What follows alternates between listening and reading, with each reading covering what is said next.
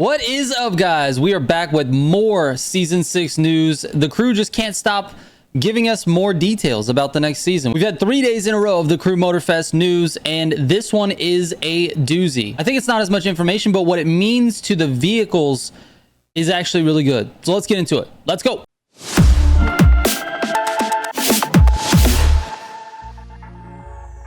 All right, real quick before we get into it, guys, if you're looking for my pro settings or pro settings from the community, you can go to militiagamingco.com, click on Motorfest tools from the top, and that's where you will find all of the pro settings and a couple of other really helpful tools in there that the community made. In addition to that, if you don't know already, this is the place for informative, to the point Motorfest content. So if you like that stuff, please do subscribe. Let's get into it. Season 6 vehicle handling improvements. What's good, festival goers? Get ready for some more information coming at you thick and fast. Thick also? Ugh. As we run up to the launch of season 6 to Motorfest, let's get straight into it. We've let the Motorfest mechanics know that some of the vehicles on the island could do with a tune-up or so. We will be tuning up the vehicles for this season and every season to come. That is huge news. So we are currently going to be launching season 6 here in just a little bit, and this is the first time in over a year that they have touched any of the vehicle balancing at all. They've not touched anything from day one. The Agera R has been the king of hypercar from day one. They're now going to be touching the vehicles on every single season. That is huge news, honestly. Mainly, some of the vehicles weren't turning well at high speeds, or their top speed was not up to par with their vehicular counterparts. We value your feedback greatly as players, and we will continue to listen to you every step of the way as we journey through Motorfest. Want a full list of all the vehicles receiving some tune-ups and handling improvements? Yes, we do. There will be a full list of all vehicles affected below, but first, let's talk about the fixes. Season 6 handling fixes. Gear shifting is now more consistent between automatic and manual, baby. No more clutch. No more clutch. This makes automatic and manual the same. We fine-tuned the shifting parameters. The manual clutch was previously faster than the automatic. It's nice that they're admitting that there was an issue. But now both options should be competitive with each other. There we go. Now, previously, whether you were an automatic or manual, it wouldn't matter at all. Like if you had sequential manual, not a big deal. Manual clutch, though, that was an issue. That was an issue because you could have like the 911 Carrera 2.7 and it shifts in an instant with manual clutch, and it shifts like like that, and it's just not, I don't even, what am I doing anymore? Is this a video or am I all right? Back on track will not trigger as much when landing from a big jump on a motorcycle. That's nice. That was always super irritating. They've also added an option for radial dead zones in controller settings.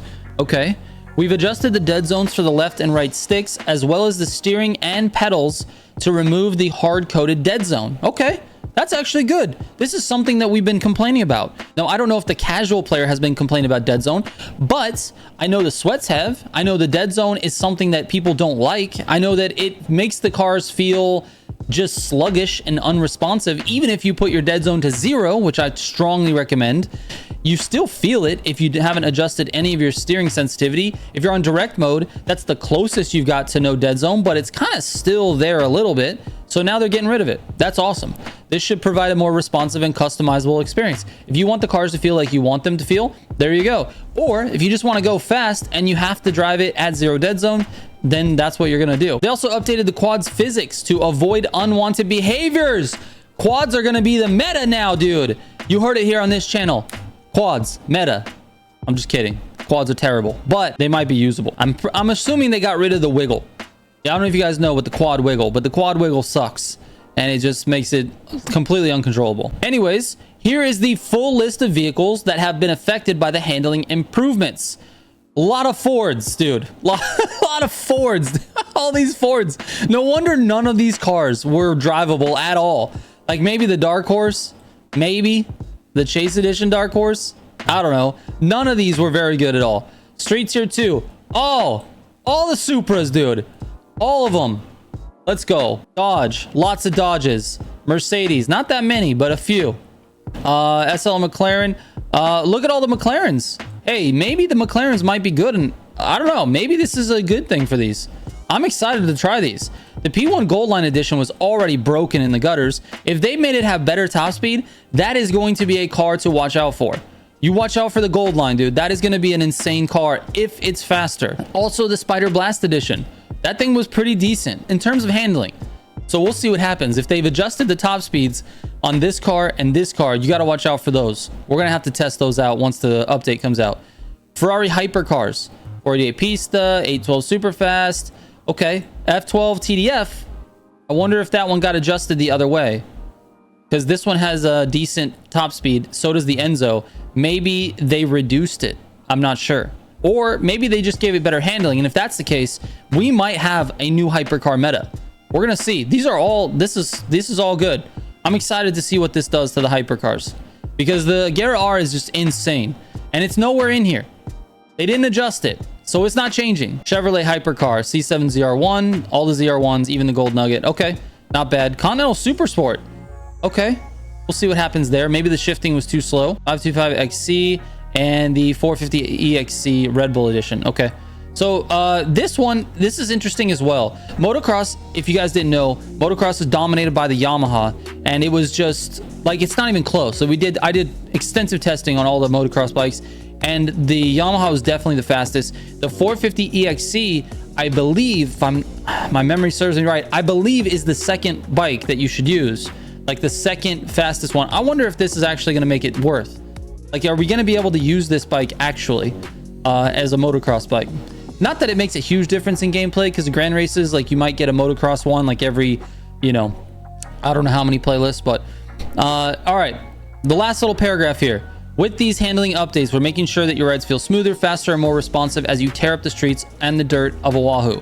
This is just the beginning. Expect more fine-tuning in future seasons as we continue to refine the driving experience based on your feedback. So this is a couple of things real quick before we end this. They are trying to get across to us that they're listening, okay? Because these are things that we have been complaining about, and it is nice to see them adjust some of these things. But if this does not shake up the meta, if they make all of these changes to all of these vehicles, look at all these vehicles they're changing. If they change all of these vehicles and it doesn't shake up the meta in Street 2, in Hypercar, or, you know, Motocross, or it's whatever, but mostly Street 2 and Hypercar, if it doesn't shake up the meta in those two classes, then all of these changes are kind of useless. I mean, I get it. If you want to drive these cars and you now can, that's a big change and a huge plus. Totally get that. But if it doesn't shake up the meta, if these cars are not actually competitive, and they don't all have to be competitive, just some of them have to be, maybe one or two. If it just shakes it up a little bit, then we see a greater variety of things at the top of these classes. That's good. That's a good thing. And it should happen every single season. There should be meta shakeups. It's how you keep the game fresh. They should be tuning these vehicles every single season. So the fact that they're saying they're going to be doing this is actually huge news for the game. Like, I'm legitimately excited for this, because this means it'll start to feel a little bit more fresh with every season. Now, how fresh? I don't know. It's going to be on a spectrum probably, right? If they make huge changes to these, then we're going to see some really good freshness in the grand races. We're going to see a lot of cars, like, for example, in Street 2, I've always wanted to be able to drive the Supra competitively, and you just can't. If you're in a Supra, doesn't really matter which one. Like, the Liberty Walk's probably the most effective Supra. It's not even on the list, so they didn't even change it. But if you're driving a Supra, you are at a significant disadvantage in Street 2. And now, maybe we won't be. So, you know what I'm going to do? I'm going to go through and test all of these cars. Every single one of these cars you're going to have an answer on. And I'm going to tell you exactly, are these cars worth it or not?